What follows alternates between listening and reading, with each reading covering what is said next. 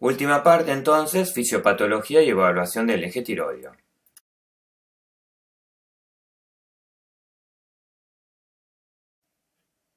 Dentro entonces de la patología tiroidea encontramos el hipotiroidismo. La principal causa de esto es la alteración en la función primaria, es decir, la hipofunción primaria. Cuando hablamos de hipofunción primaria estamos identificando que el problema lo encontramos en la glándula tiroides. Dentro de las causas encontramos la tiroiditis Hashimoto, la presencia de anticuerpos antitiroideos, ausencia de glándula o déficit de yodo de la dieta. Causas más raras son las causas de hipofunción secundaria.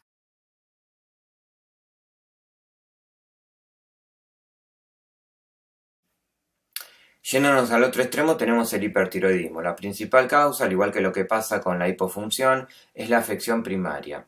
En este caso, la enfermedad de Graves hace referencia a un anticuerpo que es parecido a la TSH, de ahí su nombre, TSH-like o TRAPS, que lo que va a hacer es ocupar los receptores de TSH en las tiroides, estimulando la producción de hormonas tiroideas.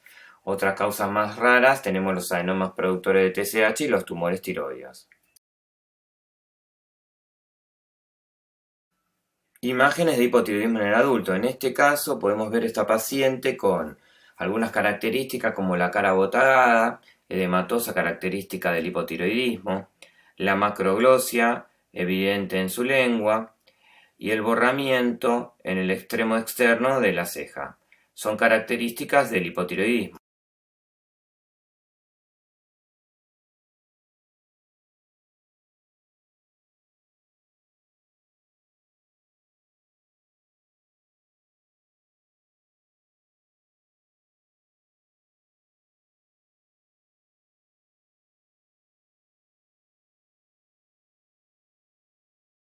Y este es el paciente típico hipotiroideo, una persona por todos conocido. ¿Qué va a tener entonces en definitiva el hipotiroideo? Bradipsique y sonolencia. Esto tiene que ver con el déficit de hormona tiroidea. Caída del cabello. Puede encontrarse también protrusión de los globos oculares hacia afuera. Esto es más característico del hipertiroidismo y se debe fundamentalmente a edemas en la región retroorbitaria. La presencia de mixedema y sobrepeso, también característico del hipotiroidismo. Tengamos en cuenta que el hipotiroideo tiene un metabolismo basal reducido, es decir, que un gasto calórico por debajo de lo normal. La carotinodermia, es decir, la piel amarillenta, tiene que ver con lo que vimos en las funciones de las hormonas tiroideas, la acumulación de betacarotenos. Y el otro elemento a tener en cuenta también es la hiporreflexia.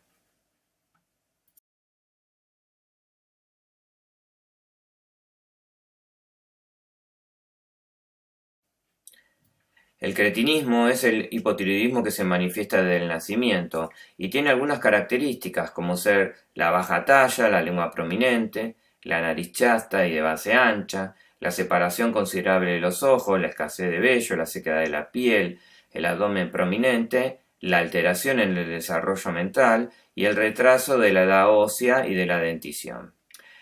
El crecimiento, en este caso, es disarmónico, a diferencia de lo que ocurre en el enanismo pituitario, que es armónico. El diagnóstico lo hacemos a través de la prueba del FEI.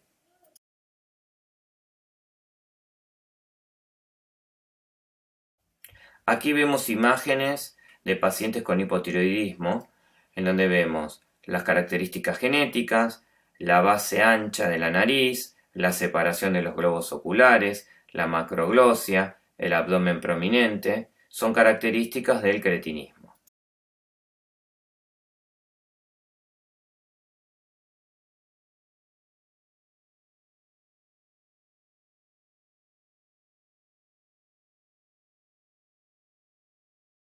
¿Qué características clínicas tiene el hipertiroidismo? La taquicardia. Recordemos que las hormonas tiroides producen una regulación de receptora beta 1, aumentando de esta manera el volumen minuto y el gasto cardíaco. La pérdida de peso tiene que ver fundamentalmente con el aumento en el metabolismo basal y la acción catabólica, por ejemplo, a nivel muscular y a nivel óseo. El aumento de apetito tiene que ver también por aumento de hormonas tiroideas, la intolerancia al calor, recordemos que las hormonas tiroideas son calorigénicas, el nerviosismo y el temblor distal, esto tiene que ver con la acción sinérgica del simpático, el aumento de la hendidura palpebral y el esoftalmo, esto también tiene que ver con la activación simpática y el edema inflamatorio que genera el hipertiroidismo, la hiperreflexia, el aumento en el tránsito intestinal, la tendencia a la hiperglucemia y algo que es característico de la enfermedad de Graves, que es el mixedema pretibial.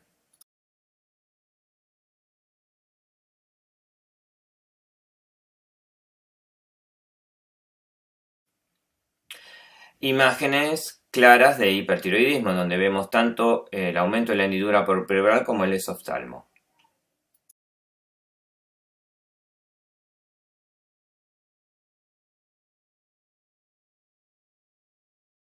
Pasemos entonces a las pruebas diagnósticas que nos permiten evaluar el funcionamiento del eje tiroideo.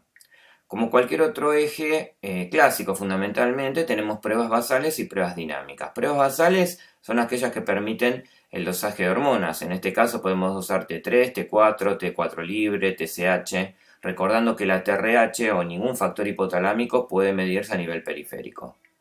Podemos valorar la presencia de autoanticuerpos, ya sea responsables de hipertiroidismo, TRAPS, o de hipotiroidismo, ATPO y antitiroglobulina.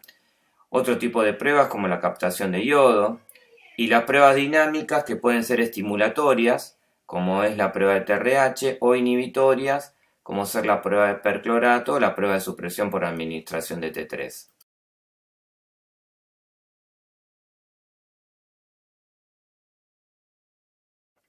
La captación de yodo 131 y centellograma.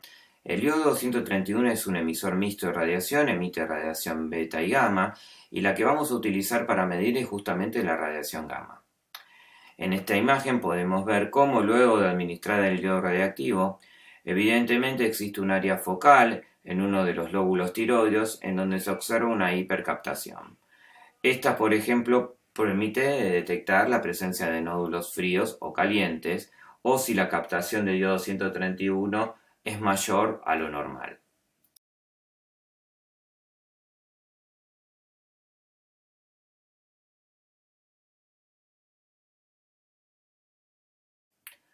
La prueba de TRH. La prueba de TRH es una prueba de estímulo. Esta prueba se basa básicamente en administrar un estímulo, TRH, por vía endovenosa y ver qué le ocurre a la TSH. Nosotros vemos que normalmente, en línea continua, en una persona normal, si aplicáramos la prueba de TRH, obviamente debiéramos encontrar un aumento en los niveles de TSH.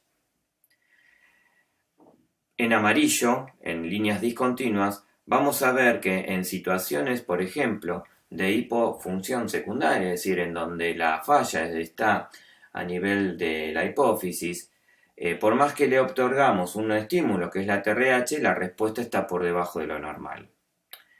En líneas punteadas rojas vemos todo lo contrario, una situación de hiperfunción primaria, es decir, el hipertiroidismo. En esta situación existe tal cantidad de hormonas tiroides y de T3 que ejercen una acción inhibitoria sobre la TSH. Esa inhibición es de tal magnitud que por más que le aportemos TRH, no vamos a encontrar prácticamente un aumento en el nivel de la tirotrofina. En definitiva, ¿para qué sirve esta prueba? Sirve para identificar lo que llamamos hipotiroidismo subclínico. Lo definimos a este como aquel que presenta niveles ligeramente aumentados de TSH con niveles normales de hormonas tiroideas periféricas. En este caso, al aplicar la prueba de TRH en un hipotiroidismo, vamos a encontrar, que en este caso va a ser primario, vamos a encontrar que los niveles de TSH pican por sobre los valores normales. Y esto tiene que ver con que inicialmente los niveles de TSH están algo más elevados. Aplicarle un estímulo a esta situación y sabiendas que se encuentra en un proceso de hipofunción primaria, hace que el feedback negativo esté reducido con respecto a lo normal, y esa sería la razón por la cual los niveles de TSH luego de la prueba de estímulo se incrementan por encima de lo normal.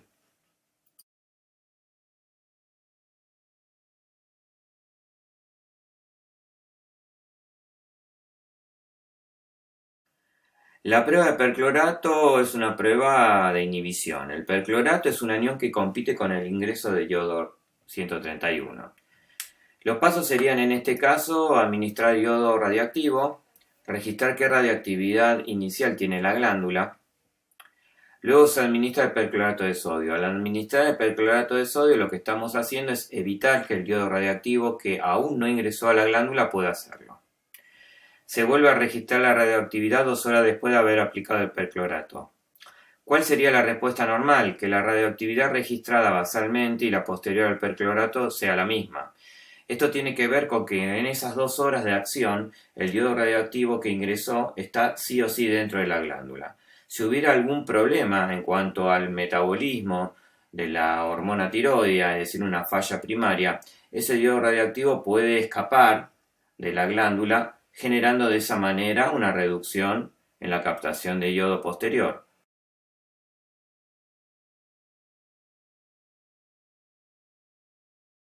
Prueba de supresión por administración de T3. En este caso registramos basalmente los niveles de T4. Administramos T3 durante 7 días, recordando el impacto que tiene la T3 sobre el feedback negativo. Y luego de esa semana hacemos un nuevo registro de los niveles de T4, luego de que suspendimos la administración de T3. ¿Cuál sería la respuesta normal? Que los niveles de T4 deben disminuir un 50% luego de la administración de T3. ¿Por qué ocurre esto? Por dos motivos. Primero, mientras damos la T3 lo que estamos haciendo es un feedback negativo, evitando que se siga generando hormonas tiroideas. Segundo, sabemos que la vida media de la T4 es 7 días. Es decir, como conclusión, mientras se administra la T3 no hay nueva producción de T4. Solo tenemos registro de la T4 que ya se produjo, con lo cual 7 días posteriores a la utilización de la T3 podemos encontrar que los niveles de T4 normalmente deben reducirse un 50%. De no generarse esta reducción, podemos hablar de que existe una autonomía glandular. Muchas gracias.